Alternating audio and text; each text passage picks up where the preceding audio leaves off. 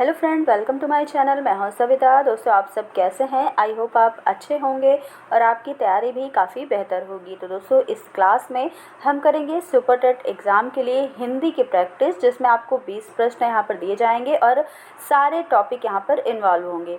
तो आपको देखना है कि आपकी तैयारी कहाँ तक है, आपके 20 में से कितने प्रश्न आप सही कर पा रहे हैं। तो चलते हैं, आज की ये क्लास स्टार्ट करते हैं। आज का पहला जो प्रश्न है वो आपको देखना है। देखिएगा, पहला प्रश्न है कि पाश्चात्य का विपरीतार्थी शब्द क्या है। ऑप्शन ए है पौर्वात्य, ऑप्शन बी पूर्वात्य या पौर्वात्य या पूर्वात्य। तो यहाँ पर पाश्चात्य का विपरीतार्थक शब्द बताना है। तो दोस्तों, इसका जो विपरीतार्थी शब्द होता है वो पौर्वात्य होता है, यानी कि ऑप्शन नंबर ए हमारा बिल्कुल करेक्ट हो जाएगा। अगला प्रश्न देखिए, लिखा है उन्मूलन का विलोम क्या होगा। उत्थान होगा, उत्कर्ष होगा, रोपण होगा या अवनति होगा। उन्मूलन का जो विलोम होता है वो रोपण होता है। यहाँ पर ऑप्शन नंबर सी हमारा राइट है। और देख लीजिए कि उत्थान का विलोम क्या होता है। तो उत्थान का विलोम पतन होता है, उत्कर्ष का विलोम अपकर्ष होता है और अवनति का विलोम जो होता है वो उन्नति होता है। तो यहाँ पर आपको पता चल गया कि हमारा आंसर क्या है। तो हमारा ऑप्शन नंबर सी रोपड़ हमारा आंसर हो जाएगा। अगला प्रश्न कहता है महादेव का पर्यायवाची शब्द आपको चुनना है। ऑप्शन दिए हैं गरुड़ध्वज, नारायण, चंद्रशेखर या विश्वंभर। महादेव का पर्यायवाची पूछा है, तो जल्दी जल्दी से आप बताइएगा। देखिए, ऑप्शन नंबर सी में दिया गया है चंद्रशेखर, ये महादेव का पर्यायवाची होता है। अगला प्रश्न देखिए, निम्न में से तत्सम शब्द कौन सा है। अटारी, अहिर, आँख या अखिल। देखिए, यहाँ पर अखिल लिखा हुआ है। तो दोस्तों, जो अखिल है ये एक तत्सम शब्द है और इसका तद्भव देखा जाए तो इसका तद्भव आँखा होता है। यहाँ पर देखिए, अटारी का क्या होता है तत्सम। तो अटारी का अट्टालिका होता है, आँख का अक्षी होता है। अगला प्रश्न देखिए, त्रि की ध्वनियाँ हैं आधता प्लस री, ता प्लस रा या आधता प्लस री प्लस आ या फिर त्रा प्लस आ। तो दोस्तों, त्रि जो है ये आधा ता प्लस री से मिलकर बनाया गया है, इससे हमारा ऑप्शन नंबर ए बिल्कुल करेक्ट हो जाएगा।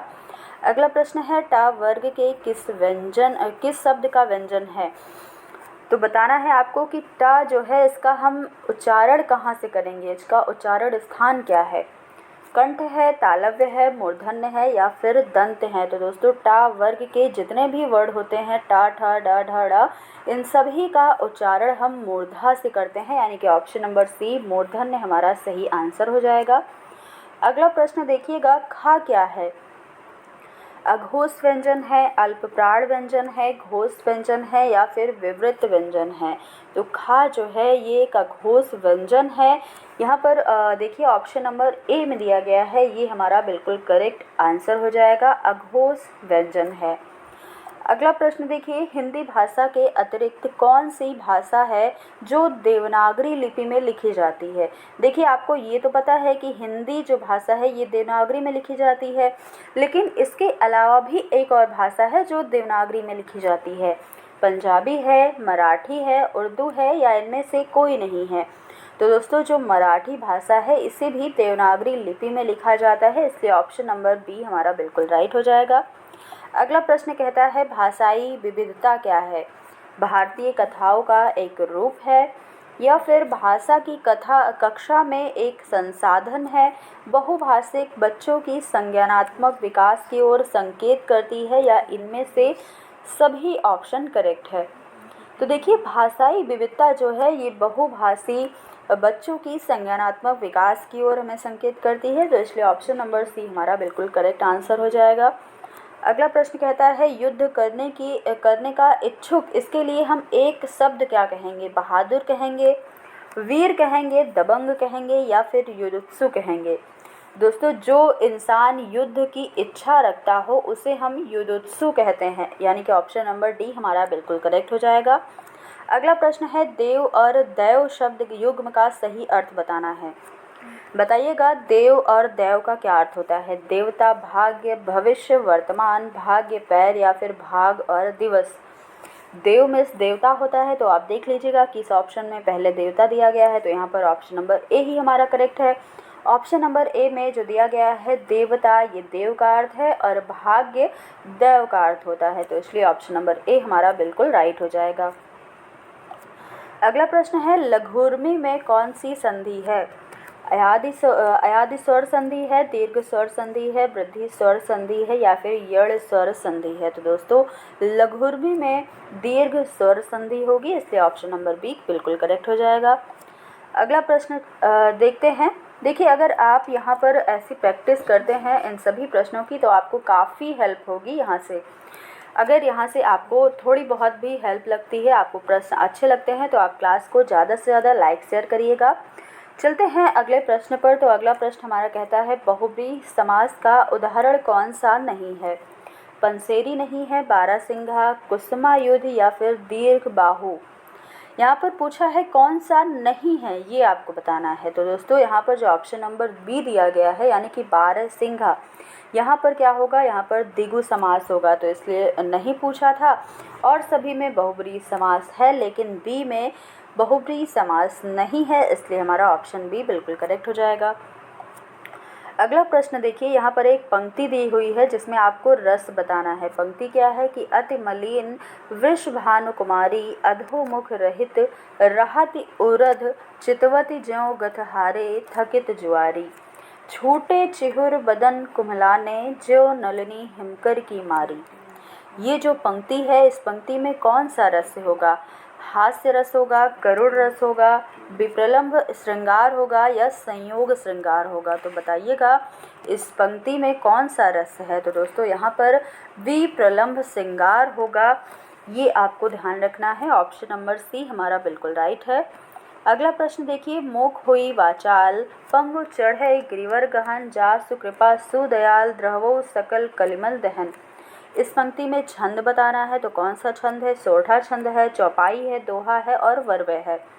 देखिए यहाँ पर इस पंक्ति में सोरठा छंद होगा, और इस पंक्ति को हमने पिछले क्लासों में भी करा है, तो आपको इस पंक्ति का जो आंसर है वो आपको पता होगा कि यहाँ पर सोरठा छंद है, इसलिए हमारा ऑप्शन नंबर ए बिल्कुल करेक्ट हो जाएगा।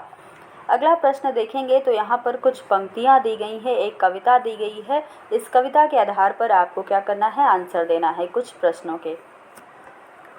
पढ़िएगा, ये कविता क्या है कि नदी के उस पार जाने को मेरा बहुत मन करता है माँ, वहाँ कतार में बंधी है नावें बाँस की खूंटियों से, उसी रास्ते दूर दूर जाते हैं हल जोतने किसान, कंधों पर हल रखे रंभाते हुए गाय बैल, तैर कर जाते हैं उस पार घास चरने, शाम को जब वे लौटते हैं घर, ऊंची ऊंची घास में छिपकर हुक्के हो करते हैं सियार।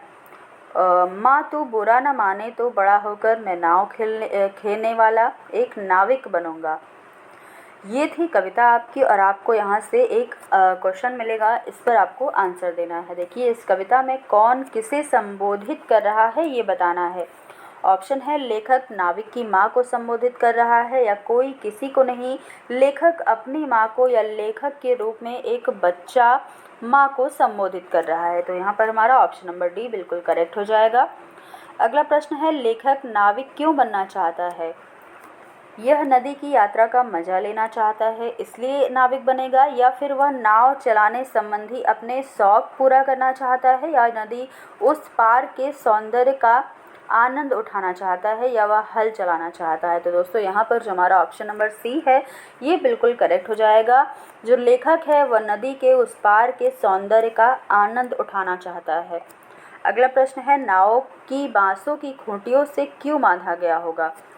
कहीं लहरें नाव को बहाकर न ले जाएं इसलिए, या बाँसों की खूंटियाँ पानी में तैरती रहती हैं, या फिर ताकि उस नाव को कोई दूसरा व्यक्ति ना ले जाए, या नाविक ऐसा ही करते हैं। तो दोस्तों यहाँ पर जो हमारा राइट आंसर है वो इसलिए है कि बाँसों की खूंटियाँ पानी में तैरती रहती हैं। यहाँ पर इस कविता के अनुसार हमें आंसर देना है, इसलिए ऑप्शन नंबर बी बिल्कुल करेक्ट है। अगला प्रश्न है, माँ तू बुरा न माने तो इस पंक्ति ये जो पंक्ति है ये किस ओर संकेत कर रही है? ऑप्शन है, लेखक माँ की इच्छा के अनुसार कार्य करना चाहता है, माँ को बुरा लग गया है, या लेखक जो है ये माँ के संवेगों का ध्यान रखता है, या लेखक जानता है कि माँ उसे नाविक नहीं बनने देगी। तो दोस्तों यहाँ पर क्या दिया गया है क्वेश्चन में कि माँ तू बुरा ना माने तो, ये पंक्ति किसकी संकेत कर रही है, किस चीज़ का? तो यहाँ पर ऑप्शन नंबर सी में दिया गया है कि लेखक जो है ये कह रहा है इस पंक्ति में कि माँ के संवेगों का ध्यान रख रहा है लेखक।